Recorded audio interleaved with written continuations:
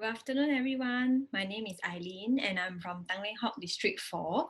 I'm 38 years old this year. I was first introduced to this practice by my dad, Philip, since I was very young. But for a long time, my practice was on a part time basis, chanting and attending meetings occasionally. But even with that, I never failed to receive benefits from this practice with my Dhammaku and prayers. When I turned 30, I decided to enshrine the Gohonzon to commit seriously to this practice and develop my faith to another level, making it part of my life for good. I got married when I was 26 and I didn't have a child for many years. One of the reasons could be that I have a certain condition of my body that make it difficult for me to conceive. My husband and I tried many ways. We tried traditional Chinese medicine, we tried fertility diets, we counted ovulation dates, but we still didn't manage to conceive.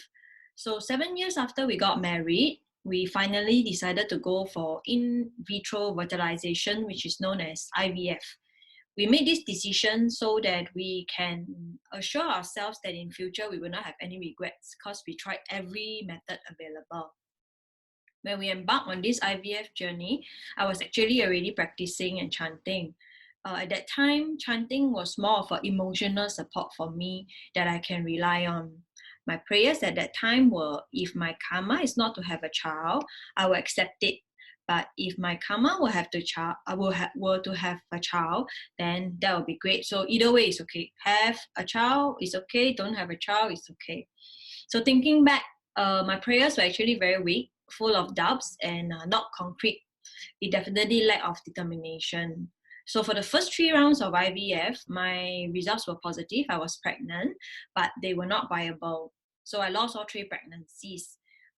It would have been easier for me mentally if the results was just that I'm not pregnant.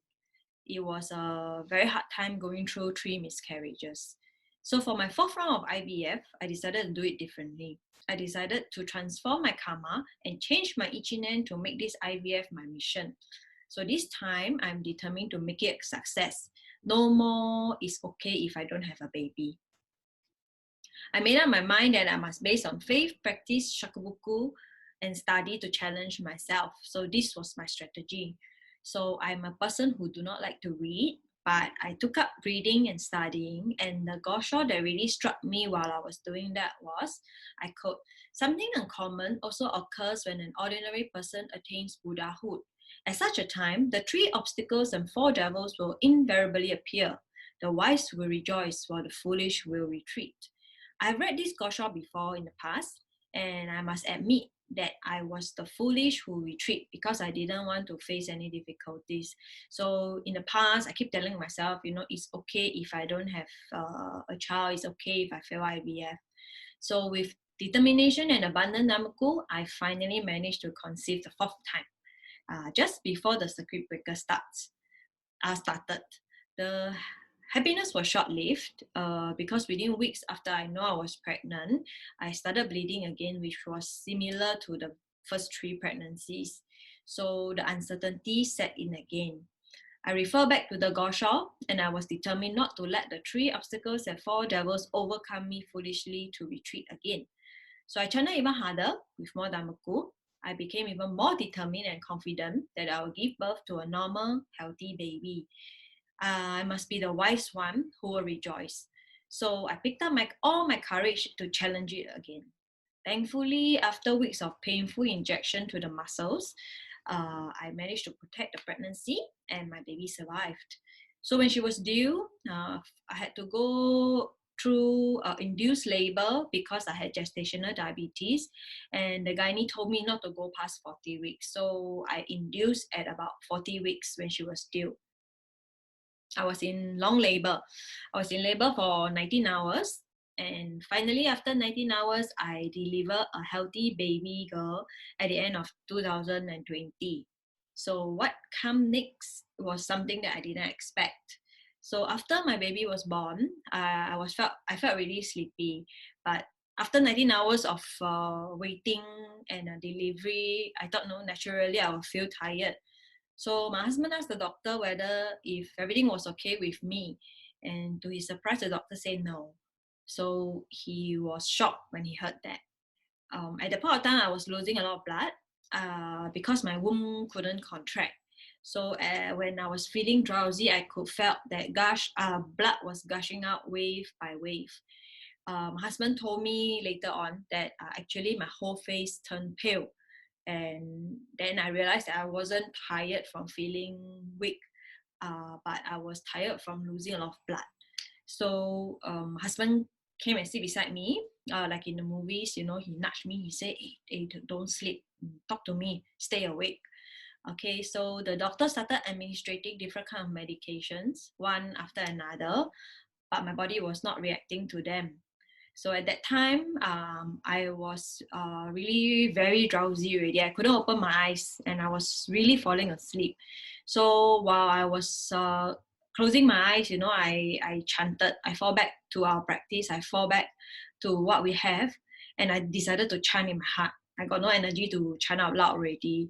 So I remember while chanting, I told myself, no way I'm going to give up now. I know I come this far with this mission, you know, my prayers really answered, my baby really born normal and healthy, and I went through so much to have her delivered. No way I'm going down this way after I deliver her. You know, I must live on. I must live on to tell everybody, you know, what I have been through, what benefit I had from chanting, what benefit I had from this practice. So I must go on to share my victory and happiness to everybody. Shortly after that, the doctor injected the fourth medication, and thankfully my body reacted to the medicine, so the bleeding stopped.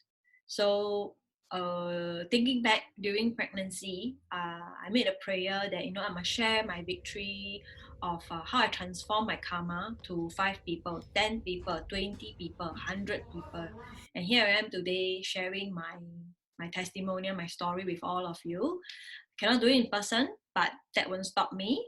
I'm still sharing my victory with all of you, hopefully to encourage all of you. So with what I've been through, I can confidently tell all of you that with strong faith and with the determined prayers, you will have confidence and courage to fight any obstacles in your way. And with a lot of daimoku, with the right concrete prayers in mind, no prayers will go unanswered. I would like to end my sharing with another passage from another Gosha, from the Gosha. Believe in this Mandela with all your heart. Nam Myoho Renge Kyo is like the roar of a lion. What sickness can therefore be an obstacle? I'm determined to shine even stronger from here on so that my daughter can witness the power of our faith. She will carry on her mission for Kosen Rufu, and I hope to contribute to Kosen Rufu by sharing my experience to as many people as possible, hopefully encouraging you today. I hope by doing this, I'm planting seeds of Shakubuku in hope that one day these seeds will bloom. Thank you for listening, and everybody stay safe. Bye-bye.